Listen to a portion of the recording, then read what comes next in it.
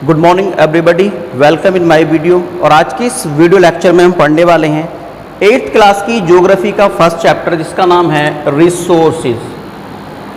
तो आज के इस वीडियो लेक्चर में हम जानने वाले हैं कि रिसोर्सेज क्या होते हैं और डेली लाइफ में यानी ह्यूमन बीइंग्स की लाइफ में रिसोर्सेज का क्या इंपॉर्टेंस होती है। अंडरस्टैंड।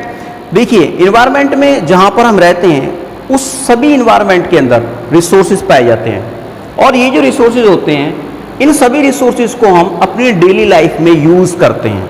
इन्वायरमेंट में पाई जाने वाली ईच एंड एवरी थिंग्स जो हमारी लाइफ को, हमारे डिज़ायर को फुलफिल करते हैं उसी को हम रिसोर्स कहते हैं। जैसे क्या है, वाटर है। वाटर हमारे लिए क्या है, एक रिसोर्स है। लैंड है, एक फार्मर जो होता है वो एग्रीकल्चर करता है किसमें, लैंड के अंदर। तो लैंड क्या है, उसके लिए एक रिसोर्स है। आप अपने बुक से स्टडी करते हैं, पेन से आप राइट करते हैं, तो ये जो सभी थिंग्स हैं ये आपके लिए क्या है, रिसोर्स हैं। तो रिसोर्स ऐसी थिंग्स होती हैं जो इन्वायरमेंट में पाए जाते हैं और वो हमारी नीडी को, हमारी डिज़ायर को कंप्लीट करते हैं। अंडरस्टैंड। अब जो बुक्स में लिखा हुआ है, आपकी बुक्स के अकॉर्डिंग, जो 8th क्लास की बुक्स है उसके अकॉर्डिंग जो इसकी डेफिनेशन है रिसोर्स किसको कहा जाता है उसके बारे में हम बात कर लेते हैं। तो resource are things that can be used to meet the human needs. Resource ऐसी थिंग्स होती हैं जो ह्यूमन बीइंग्स की नीड्स को कंप्लीट करते हैं। अंडरस्टैंड। उसके बाद है anything in the environment which is useful to us और has a value in helping us life is better life is a resource. ऐसी कोई भी चीज़ जो इन्वायरमेंट में पाई जाती है और वो हमारी लाइफ को बेटर बनाती है उसको हम रिसोर्स बोलते हैं। That is the clear. उसके बाद है कि some resource in the environment can be use directly in the form in which we get them.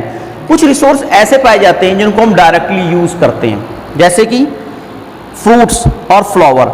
जो फ्रूट्स होते हैं, ट्री के ऊपर आपने देखोगे फ्रूट्स आता है, फ्लावर्स आते हैं, आप डायरेक्टली इन्वायरमेंट से उनको लेकर यूज कर सकते हैं। अंडरस्टैंड। और कुछ ऐसे रिसोर्स होते हैं जिनको हम ट्रांसफॉर्म करते हैं, किसी और तरह से हम उनको यूज करते हैं। Understand. The other resource are transform by the human beings in to usable material according to their needs. कुछ रिसोर्सेज ऐसे होते हैं जो ह्यूमन बीइंग्स की नीड के अकॉर्डिंग उनको ट्रांसफॉर्म किया जाता है, किसी दूसरे तरह की चीज उससे बनाई जाती है और फिर हम उनको यूज करते हैं। अंडरस्टैंड। तो रिसोर्स क्या है, रिसोर्स ऐसी चीज होते हैं जो इन्वायरमेंट में पाई जाती है। इन्वायरमेंट में पाई जाने वाली जितनी भी थिंग्स होती हैं उसको हम रिसोर्स बोलते हैं और ये रिसोर्स हमारी लाइफ को रन करने के लिए बहुत ही एक इंपॉर्टेंट रोल प्ले करते हैं। जैसे वाटर है, लैंड है, सॉइल है, फ्रूट्स है, फ्लावर्स हैं और आपका स्कूल बैग्स है, आपके पेन पेंसिल हैं, ये सब क्या है, रिसोर्स है। मेरे पास क्या है, मार्कर, इससे मैं क्या कर सकता हूँ, ब्लैक बोर्ड के ऊपर लिख सकता हूँ, तो मेरे लिए भी क्या है, ये रिसोर्स है। तो ऐसी चीज जो हमारी लाइफ को, हमारी डिजायर को कंप्लीट करती है और हमारे जीवन को, लाइफ को और ज्यादा बेटर बनाती है, उन सभी को हम रिसोर्स बोलते हैं। अंडरस्टैंड। उसके बाद जो रिसोर्स होते हैं, सबसे पहले हम देखते हैं कि नेचुरल रिसोर्स क्या होते हैं। ठीक है। तो नेचुरल रिसोर्स में ऐसी चीज आती हैं जो नेचर में पाई जाती हैं, यानी ऐसे रिसोर्स जो नेचर के द्वारा प्रोवाइड किए जाते हैं उनको हम नेचुरल रिसोर्सेज बोलते हैं। जैसे आपका सनलाइट है जिससे हम सोलर एनर्जी गेट करते हैं, ये आपका नेचुरल रिसोर्स है। वाटर है, इससे क्या करते हैं हम अपने जो यूटेंसिल्स हैं, अपने क्लॉथ्स हैं और अपने लिए भी वाटर का कंजप्शन करते हैं। तो वाटर क्या है, एक नेचुरल रिसोर्स है। दूसरा क्या है, लैंड एंड सॉइल। लैंड में फार्मिंग की जाती है, सॉइल के अंदर भी फार्मिंग की जाती है।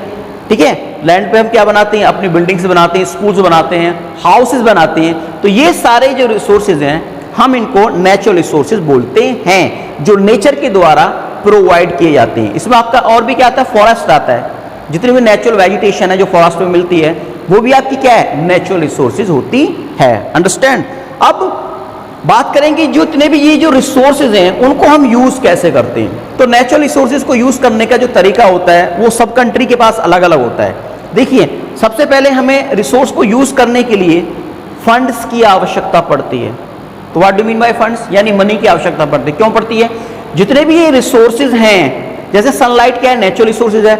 यदि सनलाइट से आप सोलर एनर्जी गेट करना चाह रहे हैं तो आपको किसकी आवश्यकता पड़ेगी, पैसे की। क्यों, क्योंकि सोलर प्लेट्स आप परचेज करेंगे मार्केट में जाके। और फिर आप सोलर लाइट से, आप सनलाइट से इजीली सोलर एनर्जी गेट कर सकते हैं। तो किसी भी रिसोर्स को रिसोर्स बनाने के लिए सबसे पहले फंड की आवश्यकता होती है, उसके बाद टेक्नोलॉजी की आवश्यकता होती है। ठीक है, इन्वायरमेंट में पाए जाने वाले जितने भी रिसोर्स हैं वे ह्यूमन बीइंग्स के द्वारा ही यूज किए जाते हैं। यदि कोई रिसोर्स है और ह्यूमन बीइंग्स उसमें अपना एफर्ट ना लगाए, उसमें कोई टेक्नोलॉजी ना लगाए, पैसे के थ्रू उस रिसोर्स को किसी और रिसोर्स में, यूजेबल रिसोर्स में, एक इंपॉर्टेंट रिसोर्स में कन्वर्ट ना करे, तो वो रिसोर्स नहीं हो सकता है। Understand?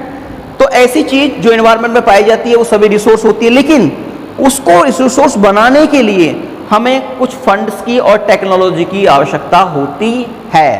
That is a clear? तभी जाके कोई भी जो रिसोर्स है वो रिसोर्स बनता है। अब यहां पे मैं बात करूं, रिसोर्स दो तरह के भी होते हैं। पहला जो टाइप होता है वो नेचुरल रिसोर्स होता है, और दूसरा जो टाइप होता है वो होता है मैन मेड रिसोर्स। तो मैन मेड रिसोर्स क्या होते हैं? ऐसे रिसोर्स जो मैन के द्वारा बनाए जाते हैं। जैसे मार्कर है, ये क्या है? मैन मेड रिसोर्स है। आपके घर में एलईडी है, रेफ्रिजरेटर है, वॉशिंग मशीन है, आपके बैग्स हैं, पेन पेंसिल है, आपका साबुन है, आपके बहुत सारे ऐसे थिंग्स हैं जो आर्टिफिशियल हैं, जो बनाए गए हैं किसके द्वारा? मैन मेड के द्वारा। मैन ने जिनको बनाया है, तो वो सारे रिसोर्सेज मैन मेड रिसोर्सेज कहलाते हैं। अंडरस्टैंड? और कुछ रिसोर्सेज ऐसे होते हैं जो नेचर के द्वारा प्रोवाइड की जाती हैं। जैसे आपका सनलाइट है, वाटर है, लैंड है, सॉइल है, फॉरेस्ट है। इसको मैन मेड नहीं कह सकते क्योंकि ये मैन ने नहीं बनाया है। ये गॉड, जो गॉड बोलते हैं जिसको, मतलब भगवान के द्वारा यानी नेचर के द्वारा हमें प्रोवाइड किए गए हैं, तो इनको हम नेचुरल रिसोर्सेज बोलते हैं। और ऐसे जैसे स्कूल की बिल्डिंग है, रेलवेज है, बसेज हैं, बहुत सारे व्हीकल्स हैं, वो सब किस, कौन से रिसोर्सेज होते हैं? वो मैन मेड रिसोर्सेज होते हैं। क्यों? क्योंकि वो मानव के द्वारा बनाए गए होते हैं। Understand? That is the clear? इसके बाद जितने भी रिसोर्सेज होते हैं उनको हम, जितने भी रिसोर्सेज होते हैं उनका अनइक्वल डिस्ट्रीब्यूशन होता है। यानी नेचर में पाए जाने वाले जितने भी रिसोर्स हैं वो ईच एंड एवरी प्लेस पर इक्वल नहीं मिलते हैं। ईच एंड एवरी कंट्री के पास अलग अलग तरह के रिसोर्स होते हैं। किसी के पास गोल्ड ज़्यादा होता है, किसी के पास क्रूड ऑयल ज़्यादा होता है, और किसी के पास आप देखेंगे कि वो फूड में, फ्रूट्स में, उसमें ज़्यादा उसके पास रिसोर्स होते हैं। अंडरस्टैंड? तो रिसोर्स का जो अनइक्वल डिस्ट्रीब्यूशन है वो भी अलग अलग होता है। अब जैसे कि इंडिया की बात करें तो इंडिया का एक स्टेट है राजस्थान। राजस्थान के अंदर ज़्यादा गर्मी पड़ती है, उसकी जो क्लाइमेट है ज़्यादा हॉट है, तो वहाँ पर सोलर एनर्जी की ज़्यादा क्या है? ज़्यादा संभावनाएं हैं। वहाँ पर सोलर एनर्जी ज़्यादा आपको आप गेट कर सकते हैं। इसके बाद जैसे अरेबियन कंट्री है, तो अरेबियन कंट्री में क्या है? वहाँ पर डेजर्ट है, और डेजर्ट के अंदर, अरेबियन कंट्री के अंदर आपका क्रूड ऑयल ज़्यादा पाया जाता है। तो रिसोर्स का जो डिस्ट्रीब्यूशन है वो ईच एंड एवरी कंट्री, और कंट्री के अंदर भी डिफरेंट टाइप जो स्टेट्स होते हैं उनमें सभी में अलग अलग होता है। उत्तर प्रदेश के अंदर आप रहते हैं तो उत्तर प्रदेश के अंदर ज़्यादा माइनिंग नहीं है, यहाँ पर ज़्यादा माइंस नहीं पाई जाती हैं, यहाँ पर कोयल नहीं पाया जाता है, यहाँ पर पेट्रोलियम नहीं पाया जाता है। तो यहाँ पर क्या पाया जाता है? यहाँ पर एक रिसोर्स पाया जाता है जिसका नाम है एल्यूल सॉइल। उत्तर प्रदेश के अंदर एल्यूल सॉइल का जो रिसोर्स है वो ज़्यादा पाया जाता है, जबकि बिहार, झारखंड में आप जाएंगे तो ज़्यादा माइनिंग आपको मिलेगी, छत्तीसगढ़ में आपको ज़्यादा आयरन मिलेगा, उड़ीसा के अंदर आपको ज़्यादा आयरन मिलेगा, असम के अंदर आप जाएंगे तो ज़्यादा आपको वहाँ पर क्या मिलेगा? वहाँ पे पेट्रोलियम मिलेगा। गुजरात के अंदर आप ज़्यादा जाएंगे तो वहाँ पर ज़्यादा आपको पेट्रोल भी मिलेगा और ब्लैक सॉइल मिलेगी। तो डिफरेंट टाइप जो रिसोर्स हैं वो डिफरेंट डिफरेंट रीजन में पाए जाते हैं। सभी रीजन के अंदर एक जैसे रिसोर्स नहीं पाए जाते हैं। क्यों नहीं पाए जाते हैं? क्योंकि क्लाइमेट, एल्टीट्यूड और आपका जो लैंड है, ये सब रिसोर्स को बनाने में एक इंपॉर्टेंट रोल प्ले करती हैं। जितने भी फिजिकल फीचर्स होती हैं, जैसे लैंड है, क्लाइमेट है और एल्टीट्यूड है, इसके इन सभी के अकॉर्डिंग आपके जो रिसोर्स हैं वो बदलते रहते हैं। अंडरस्टैंड? जैसे कहीं की क्लाइमेट क्या है? ज़्यादा हार्श है, तो ऐसे एरिया में आपको सोलर एनर्जी ज़्यादा मिलेगी। सोलर एनर्जी का ज़्यादा रिसोर्स इंपॉर्टेंट वहाँ पर पाया जाएगा। दूसरा क्या है? ऐसे एरिया जहाँ पर ज़्यादा माउंटेन है तो वहाँ पर आपको क्या मिलेगा? वहाँ आपको नेचुरल वेजिटेशन रिसोर्स ज़्यादा मिलेगा। तो ईच एंड एवरी एरिया में जो रिसोर्स का डिस्ट्रीब्यूशन होता है वो भी अलग अलग होता है। That is the clear? अब बात करते हैं on the basis of origin. Origin के आधार पर जो रिसोर्सेज हैं वो दो तरह के होते हैं। पहला होता है आपका बायोटिक रिसोर्स और दूसरा होता है एबायोटिक रिसोर्स। तो बायोटिक रिसोर्स ऐसे रिसोर्सेज होते हैं जिनके अंदर लाइफ पाई जाती है, और एबायोटिक रिसोर्स ऐसे रिसोर्स होते हैं जिनके अंदर लाइफ नहीं पाई जाती है। बायोटिक में होता है biotic resource also known as the living resource are derived from biosphere. They include the plants, animal and living organism etc. Some of the example of biotic resource are forest, plants, wild and domestic animal, birds, fish, fungi, bacteria and marine organism.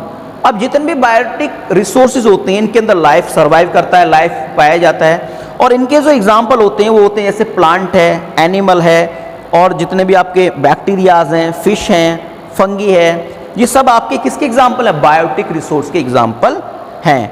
Understand? They have the capacity to reproduce as long as favourable condition exist in environment. अब इनके अंदर अपने जैसा दूसरा person या अपने जैसा दूसरा रिसोर्स पैदा करने की क्या होती है? क्षमता होती है। यानी जितने भी बायोटिक रिसोर्स होते हैं ये अपने जैसा खुद ही ये क्या कर सकते हैं? ये रिप्रोडक्शन कर सकते हैं और अपने जैसा दूसरा रिसोर्स पैदा कर सकते हैं। अंडरस्टैंड? और बायोटिक रिसोर्स जितने भी होते हैं वो रिन्यूएबल रिसोर्सेज होते हैं। मीन्स इनको बार बार यूज किया जा सकता है, अगेन एंड अगेन इनको यूज किया जा सकता है। और दूसरे इसके अंदर होते हैं एबायोटिक रिसोर्सेज। एबायोटिक रिसोर्स में क्या आता है?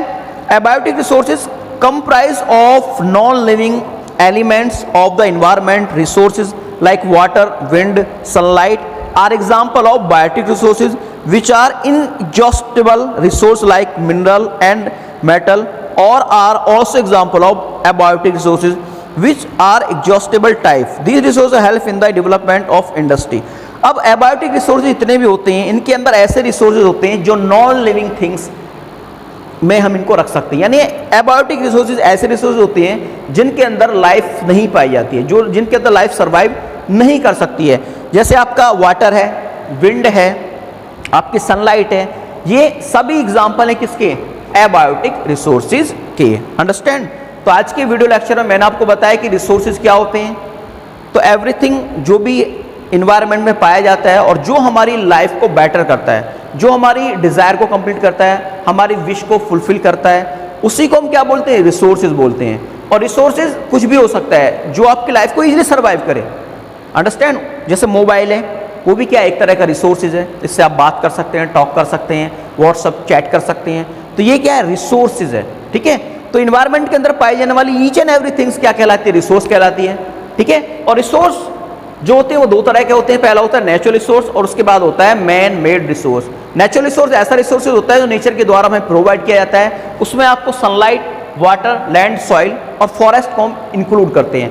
मैन मेड रिसोर्स ऐसा रिसोर्स होता है जो मैन के द्वारा बनाया जाता है। जैसे कोई बिल्डिंग है, स्कूल की, जैसा आपका घर है, कोई टेलीविजन है, रेफ्रिजरेटर है, ऑटोमोबाइल्स है, ये सारे क्या है? मैन मेड रिसोर्स है। किसके द्वारा बनाए गए? ये किसी पर्सन यानी ह्यूमन बींग्स के द्वारा बनाए गए होते हैं। अंडरस्टैंड? उसके बाद मैंने पढ़ाया था कि अनइक्वल डिस्ट्रीब्यूशन ऑफ रिसोर्स, जितने भी रिसोर्स हैं उनका जो डिस्ट्रीब्यूशन है वो अनइक्वल होता है। यानी ईच एंड एवरी प्लेस पर जो रिसोर्सेज हैं वो अलग अलग पाए जाते हैं, सभी पर एक जैसे रिसोर्स नहीं पाए जाते हैं। क्यों? क्योंकि क्लाइमेट, लैंड और आपका एल्टीट्यूड के अकॉर्डिंग जो रिसोर्सेज है उनकी बनने की जो कंडीशन है वो बदलती रहती है। That is the clear? तो आज के इस वीडियो लेक्चर में बस इतना ही। नेक्स्ट वीडियो लेक्चर में मैं आपको बताने वाला हूँ रिन्यूएबल रिसोर्सेज क्या होते हैं। तो तब तक आप इस वीडियो को अगेन एंड अगेन वॉच कीजिएगा और इसके अंदर जो नॉलेज मैंने प्रोवाइड की है उसको गेट करने की कोशिश कीजिएगा। और मैं मिलूंगा आपको नेक्स्ट वीडियो में, तब तक के लिए गुड बाय।